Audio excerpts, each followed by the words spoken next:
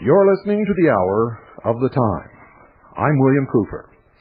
Ladies and gentlemen, if you don't have pen and paper by your side tonight, shame on you. You will regret it for the rest of your life.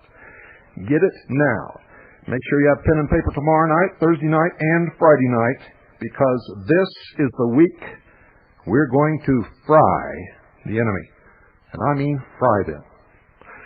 Did you know that June 16th, 1983, under Executive Order 12425, entitled International Criminal Police Organizations, Ronald Reagan signed this executive order, which literally gives international criminal police organizations immunity from all laws of the United States of America.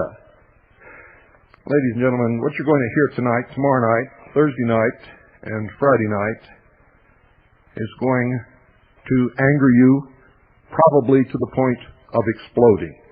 You're going to find that we've been betrayed, that the United States really does not exist except in your minds. The Constitution was scrapped many, many years ago. There has been the waging of World War III against not only the people of the United States, but the people of the world, in order to bring about a one-world totalitarian socialist government.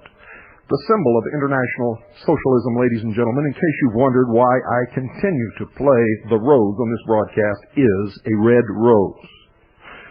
Bill Clinton has been photographed in the Oval Office holding up one red rose.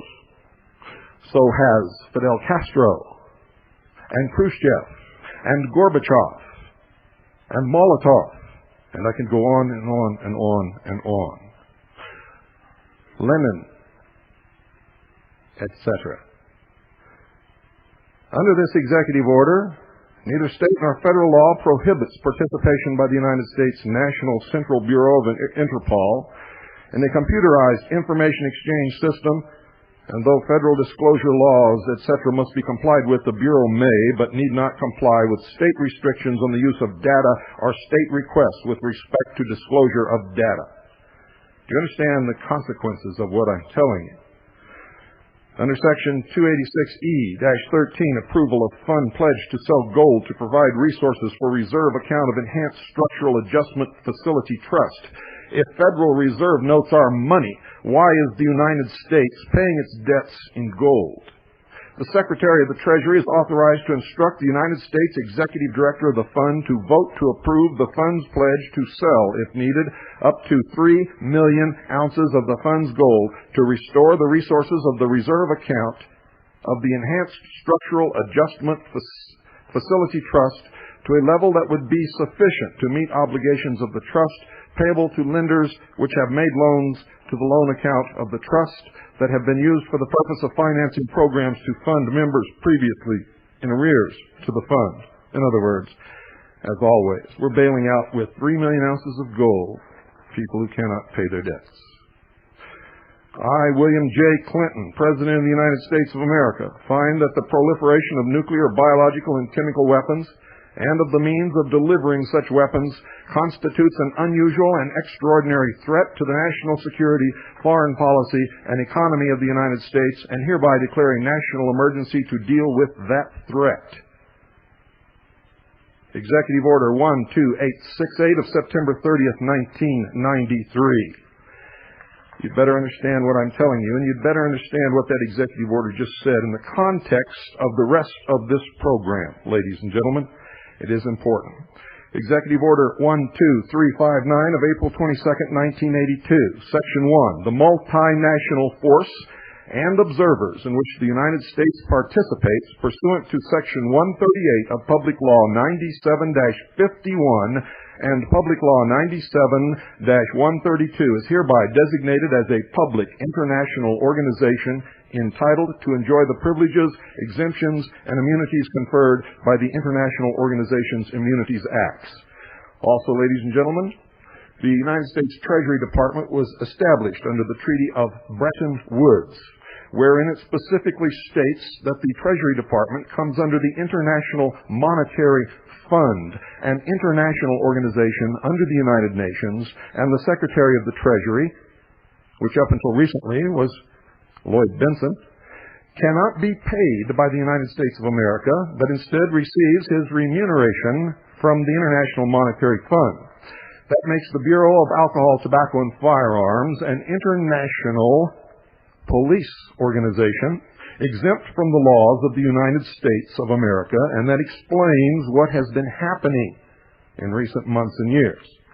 It also explains how the President is being held hostage in the White House by a security force called the Secret Service, which owes its allegiance to the United Nations and not the United States of America. Multinational Force, Public Law 97-132, Section 23, Privileges and Immunities of the Multinational Force Organization.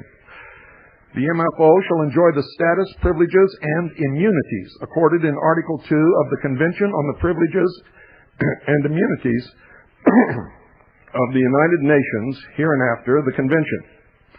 The provisions of Article 2 of the Convention on the Privileges and Immunities of the United Nations, hereinafter the Convention. The provisions of Article 2 of the Convention shall also apply to the property, funds, and assets of participating states used in the receiving state in connection with the activities of the MFO. Such participating states may not require immovable property in the receiving state without agreement of the government of the receiving state. The government of the receiving state recognizes that the right of the MFO to import free of duty equipment for the MFO and provisions, supplies, and other goods for the exclusive use of members of the MFO includes the right of the MFO to establish, maintain, and operate at headquarters, camps, and posts, service institutes, providing amenities for the members of the MFO. Ladies and gentlemen, the equipment coming into the United States from foreign nations is equipment belonging to the MFO of the United Nations. Locally recruited personnel, 37. The MFO may recruit locally. Such personnel is required. The authorities of the receiving state will, upon the request of the Director General, assist the MFO in the recruitment of such personnel. Sympathetic consideration will be given by the Director General in the recruitment of local personnel to requests or observations of authorities of the receiving state in order to avoid any adverse effect on the local economy. The terms and conditions of employment for locally recruited personnel should be prescribed by the Director General and shall generally, to the extent practicable, be no less favorable than the practice prevailing in the receiving state. And on and on and on. Public Law 97-132. Ladies and gentlemen,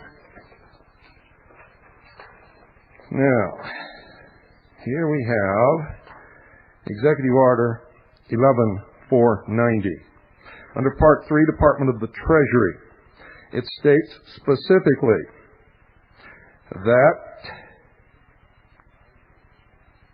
the Secretary of the Treasury shall develop policies, plans, and procedures for the performance of emergency functions, not normal functions, emergency functions, with respect to the following, and it goes through an awful lot of things that would just frost you, ladies and gentlemen. But number 12, maintenance of the central government accounting and financial reporting system, administration of customs laws, tax laws, and laws on control of alcohol, alcoholic beverages, tobacco, and firearms, suppression of counterfeiting and forgery of government security stamps, coins, and currency, protection of the President and the Vice President and other designated persons, etc., etc., etc. Now, don't go away, because what you're going to hear tonight is probably some of the most important information you'll ever hear in your life. That goes doubly for tomorrow night, triply for Thursday night, and quadruply for Friday.